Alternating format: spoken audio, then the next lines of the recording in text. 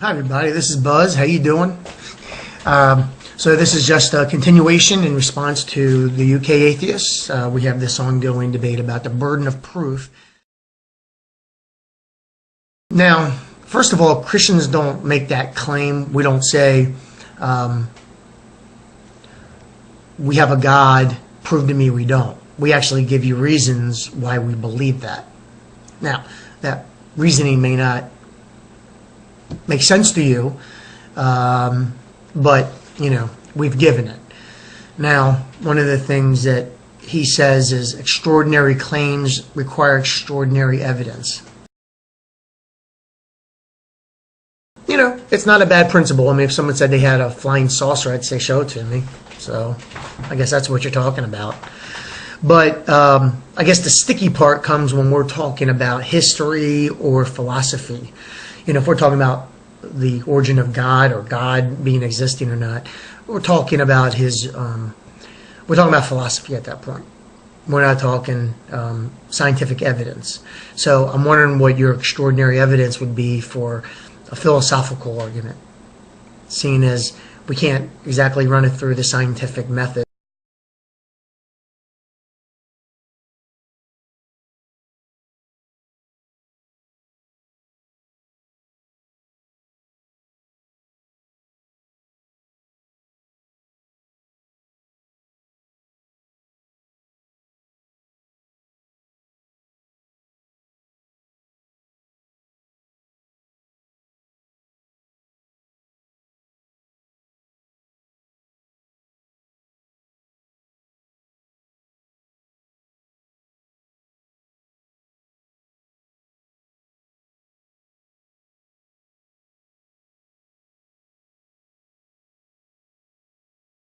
And then the other thing would be history. To me, one of the greatest proofs of the existence of God is Jesus Christ and his resurrection.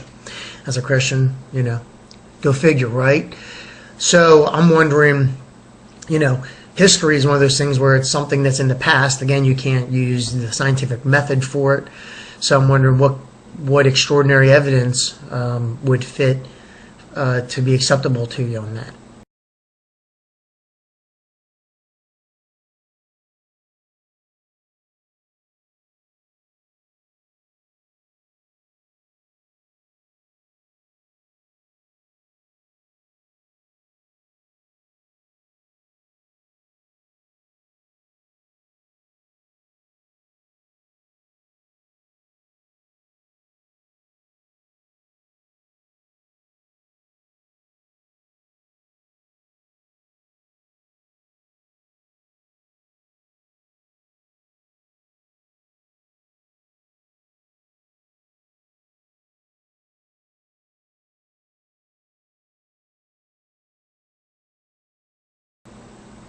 I mean, you take someone like Alexander the Great, who I love, man. Where I grew up loving Alexander the Great. The historians claim by age 33 or something like that, he conquered the entire known world. That's an extraordinary claim. And so the evidence that historians give us are, ancient documents that claim to have eyewitness accounts and, narratives and all that kind of stuff. So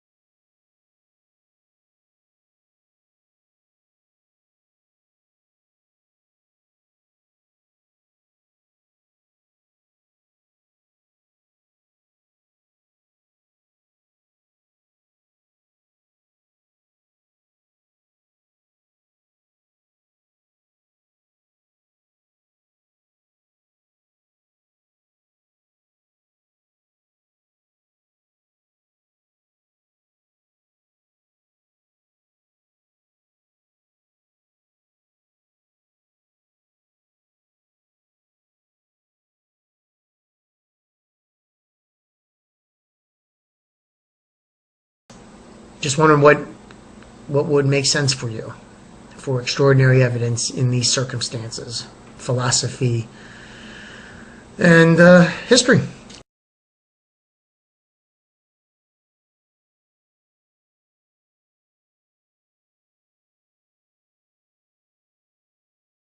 You saying that it's nonsensical and irrational to try to prove the non-existence of something, and I went ahead and said, well, I think a good example of that would be a psychiatrist. A psychiatrist, if you went in saying you're having hallucinations, that's something that is not there.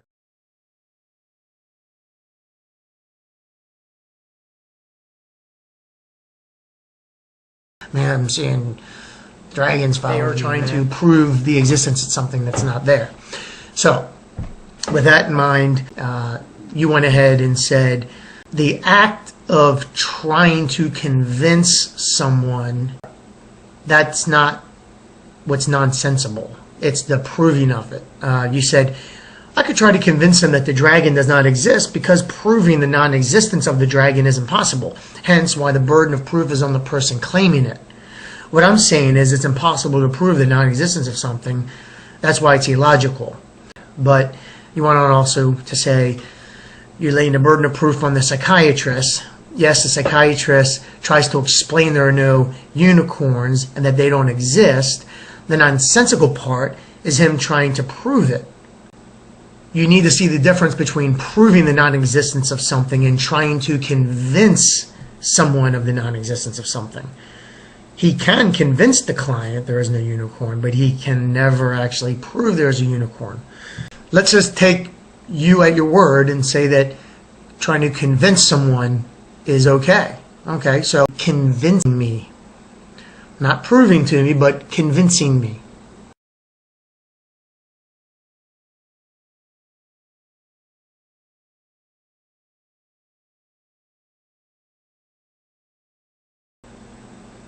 But presuppositions are a big part of this whole thing.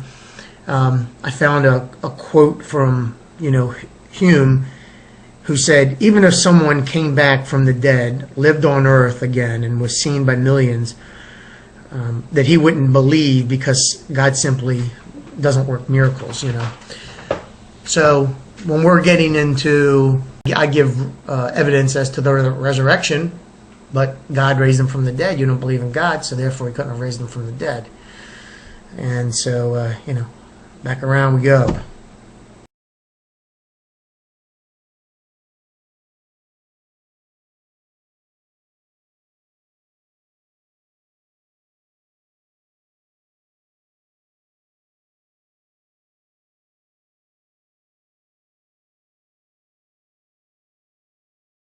You asked some questions for me with denomination. I don't have a denomination.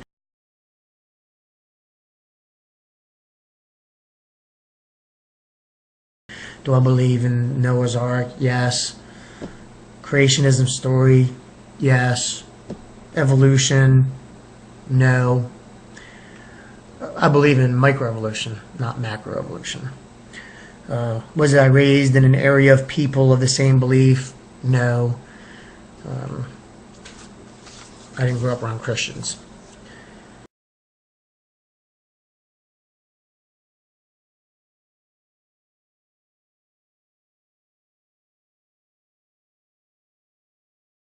Would I be a Christian if I grew up in an Islamic community? Yeah, there's lots of people who were raised in Islamic communities and became Christians. That's not certainly unheard of. Why are Christians in the medical field when the Bible says just pray? That's a whole other discussion about the philosophy of free will versus God's sovereignty and all that kind of stuff. You'd have to first believe in God before you need to go there. And you never answered my questions. Do you consider Christians insane, just like someone who's hallucinating? You said, me not believing in God won't kill me. My life is not in jeopardy because of my non-belief in God. No, your physical life isn't, but if you're wrong about rejecting God, then, your spiritual life would be in jeopardy. That's kind of what I was meaning, your very life, your lifelong life, your eternity life. So, You all have a good one. You know I love y'all. Take it easy now. God bless you.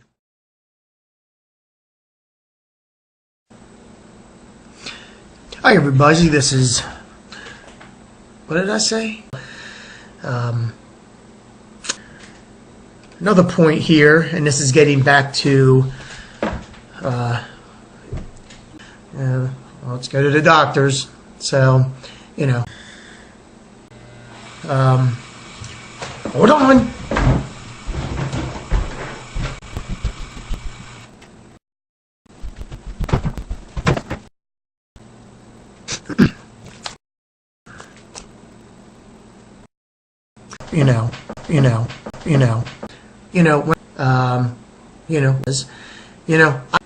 And that's how, so,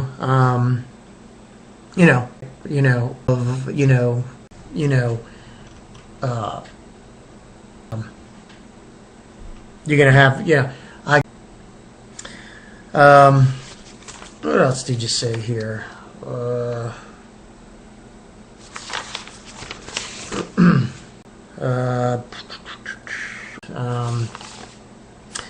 It's I'm trying to keep it simple and just deal with some of the big stuff here.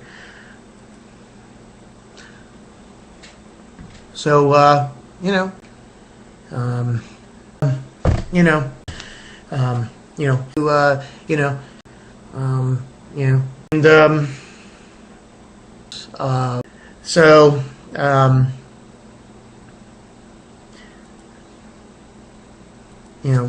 lot of stuff going on here.